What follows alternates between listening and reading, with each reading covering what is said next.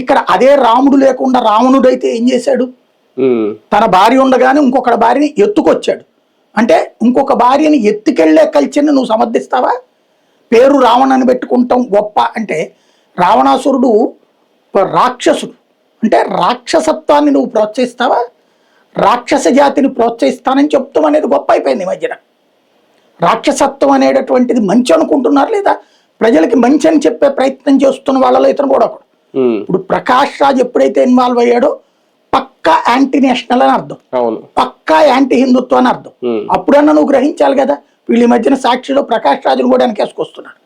అదే కదా ఒక పాయింట్ ఏంటంటే, ఒకటే, మీరు ఎప్పుడైతే దేశద్రోహుల్ని దైవద్రోహుల్ని సమర్థిస్తారో, మీ పేపర్ అయినా సరే, ఇప్పుడు సాక్షిలో వచ్చిందంటే అదేదో వేరేది అనుకోరు, అది వైసీపీ మాట అని